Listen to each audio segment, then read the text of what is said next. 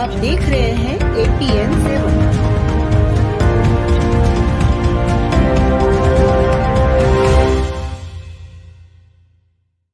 अब हम जानेंगे रजब अली खान साहब की संगीत साधना का रोचक इतिहास ओम प्रकाश मिश्रा के अनुभव से। के लिए आइए हम उनसे एक बार फिर चर्चा करते हैं। ओम प्रकाश मिश्रा। रजब अली खान साहब के बारे में जब मुझे जानकारी लेने की ललक हुई तो मैंने चारों तरफ जहाँ भी जो उनसे संबंधित सूचनाएं मिल सकती थी उनको संग्रह करने का प्रयास किया। असल में इनके पिताश्री जो थे वो ग्वालियर गायकी के प्रतिनिधि थे। बड़े मोहम्मद खान साहब जो थे ग्वालियर के राजगायक थे, जो हद्दू खां हंसू खां के पहले उन्हीं के परिवार के उनके बड़े भाई थे, जो लखनऊ से शक्कर खां मक्कर खां जो गायक थे उन लोगों के वंशज थे और वो आकर के और ग्वालियर के राजगायक बने थे। अब बड़े मोहम्मद खान साहब जो हैं उनसे और रजब अली खान साहब के वालिद मरहूम मुगलू खान साहब ने और तालीम ली थी और इसलिए रजब अली की जो शुरुआती तालीम थी वो ग्वालियर से हुई थी। लेकिन ऐसा कहते हैं कि बड़े मोहम्मद खान साहब अभिशप्त हो चुके थे। वो एक अलग किस्सा है, वो किसी और प्रसंग में मैं कभी अगर मौका आया तो आपको बताऊंगा। इस समय उसकी आवश्यकता नहीं है। उसके बाद रजब अली इतना अच्छा गाने लगे बचपन में ही कि बंदे अली खान साहब जो बीनकार थे, किराने घराने के प्रवर्तकों में उनका नाम बढ़ाने वालों में उनका नाम था। हालांकि किराने घराना तो काफी पुराना है, उनके कई पीढ़ी पहले से ही है, लेकिन बंदे अली खान साहब इतने अच्छे बीनकार थे कि एक बार ग्वालियर के महाराज ने उनका बीन सुना और उन्हें अपना जो भी चाहिए देने की गुजारिश की। तो उन्होंने कहा मैं फकीर आदमी क्या करूंगा। तो राजा ने कहा तुम्हारे राज में से जितना चेयर जो ले लो। तो बोले कि नहीं हो, अगर जवान दें तो मैं एक चीज चाहता हूँ। तब उन्होंने वहाँ की जो राजगायिका और राजनर्तकी थी चुन्नाबाई जिनका नाम था वो उन्होंने मांग ली। वो चुन्नाबाई हिज हाइनेस की ही प्रेमिका थी। उन्होंने दिया, अपना वचन पूरा किया और बंदे अली से उसी दिन निकाह करा करके और उनको कह दिया कि आप मेरी राज्य की सीमा से आज ही निकल जाइए, रात 12 बजे के बाद आप मेरी सीमा में मत रहिएगा। तो वो वहाँ से उनको लेके शायद नरसिंहगढ़ और वहाँ से फिर वो और जगह इंदौर वगैरह गए। रजब अली पर नजर जैसे ही पड़ी उनकी तो रजब अली के लिए उन्होंने खुद कहा कि मैं तेरे को गंडा मानूंगा और बुला करके और रजब अली को और बंदे अली खान साहब ने खेला। शिष्य गुरु के पास जाता है, लेकिन यहाँ मजा देखिए कि गुरु शिष्य को बुलाता है कि मैं तेरे को गंडा बांधूंगा। यही सबसे पहला सर्टिफिकेट तो रजब अली खान साहब के लिए, इससे बड़े सर्टिफिकेट की और जरूरत नहीं। उन्होंने सिखाया तो 4 साल, इसी बीच वो उनका इंतकाल हो गया। अब इंतकाल हो जाने के बाद चुन्नाबाई ने वो दायित्व लिया और रजब अली खान साहब को पुनः ले जा करके वहाँ अपने पास सिखाने लगे। उस समय इतनी गरीबी थी, उनके पास खाने तक की दिक्कत थी। तो चुन्नाबाई भूखी रह करके रजब अली को खाना खिलाती।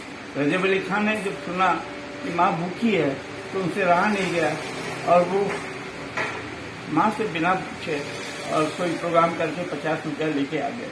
माँ के हाथ में रखा। माँ ने वो रुपया पाया, पूछा कैसे, ये कहाँ से लाया। तो रजब अली से जब ये पता चला कि प्रोग्राम करके लाया है तो अम्मा रूठ गई और उन्होंने 2 दिन गुस्से में खाना नहीं खाया।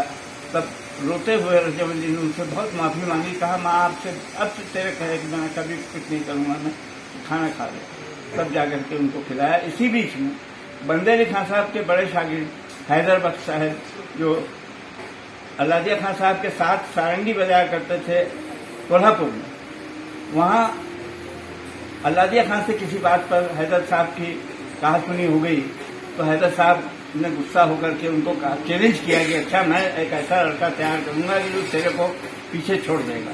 और रजब अली को तार दिया कि तुम खाना खा लिए हो तो हाथ यहाँ आके धोना।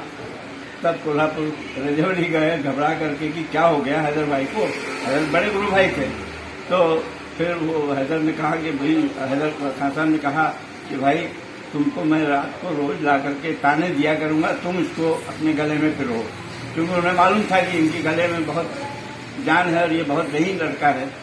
तो वो क्या करते कि वो दिन में उनकी ताने ला करके इनको देते और रात को ये उसको पिरो करके दूसरे दिन तैयार करके सुनाते, और जब ओके हो जाता तब दूसरे दिन शाम को उसको दुगुन में करके सुनाते उसी तान को।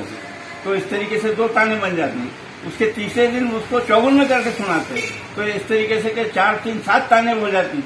इस तरीके से तानों के लक्ष्य रजब अली खान साहब की इजाद थे, उन्होंने इकट्ठे किए। और वो कहा करते थे कि मेरे गले में लाखों गोले घूमते हैं तानों के। उसके बाद मैंने ये सुना है, अंदाज से ही मैं कह सकता हूँ सन की तो बात कि कहते हैं कि यहाँ के जो शीलनाथ महाराज थे, नाथ संप्रदाय के सिद्ध योगी थे, उनके पास ये बड़ी श्रद्धा रखते थे और जाते थे।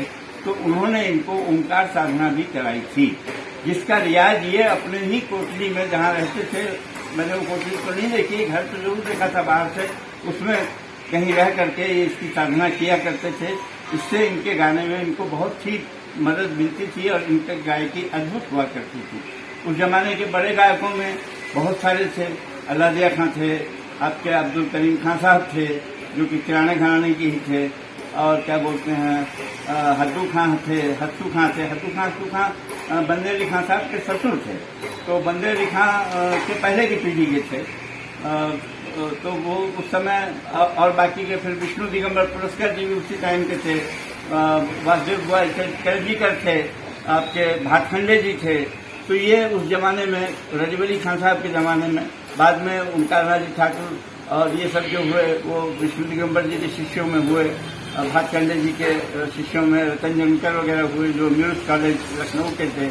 इधर ये भातखंडे गंधर्व महाविद्यालय कहलाया, धीरे धीरे वहीं से ब्रांच निकली। तो ओंकारनाथ जी के गुरु भाई थे हमारे B.R. देवधर साहब, विनायकराव पटवर्धन, नारायणराव व्यास। तो B.R. देवधर साहब के शिष्य कुमार गंधर्व हुए, और भी बहुत से शिष्य रेड़े हुए, श्याम गोखले हुए, ये सब देवधर जी के शिष्य हुए। तो ओंकारनाथ जी ठाकुर तो जाके बनारस यूनिवर्सिटी के डीन रहे। उसके बाद फिर उनका स्थान खाली हुआ, तो फिर वहाँ B.R. देवधर साहब है। इधर कुमार गंधर्व की बीमारी ठीक होने के बाद से वो देवास में रह करके जगह जगह कार्यक्रम किए। तो सब लोगों ने सुना है, देखा है। और मेरा परम सौभाग्य रहा कि हर वर्ष सन 1965 से लेकर के 1990 तक ये 25 साल मेरा कुमार जी का बहुत घनिष्ठ रहा। जब भी कलकत्ते जाते और कभी भी मेरा नाम आता तो बोले कौन ओम प्रकाश, वो कलकत्ते वाला, या कलकत्ते का जिक्र आता बोले कलकत्ता वो ओम प्रकाश वाला। मैंने ऐसा उनका एक स्नेह था, आंतरिकता थी कि मैं उनके लिए ठंडाई बनाता और उनको बहुत अच्छी लगती तो वो कहते वाह वाह। तो मैं भी नए नए प्रयोग करता। मैंने उनको ठंडाई पिलाई मिट्टी की। अब आप लोगों को सुन के यकीन नहीं होगा मिट्टी की ठंडाई क्या होती है। मिट्टी की ठंडाई वो जो आप ठंडाई पीते वक्त आपको मिट्टी की बारिश की पहली फुहार की जो खुशबू है वो उसमें आवे, उसमें मिट्टी की।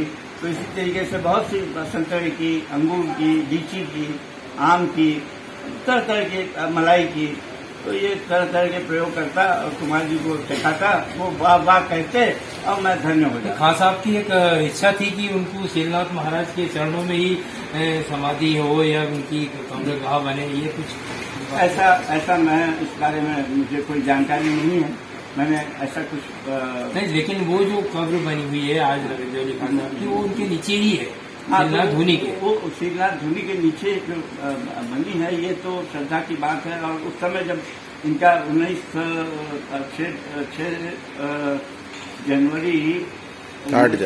जनवरी सन 1959 को जब इनका निधन हुआ, उस वक्त दुर्भाग्य से मैं देवास नहीं बनारस में था, मैंने अखबार में पढ़ा था ये। लेकिन उस समय के जो लोग थे उन लोगों को मेरे से बहुत अधिक जानकारी थी। उन लोगों ने अवश्य यही सुना होगा और उनकी इच्छा का पालन किया होगा, तभी उनकी समाधि वहाँ बनी है। इसमें मैं समझता हूँ कि कहीं शंका की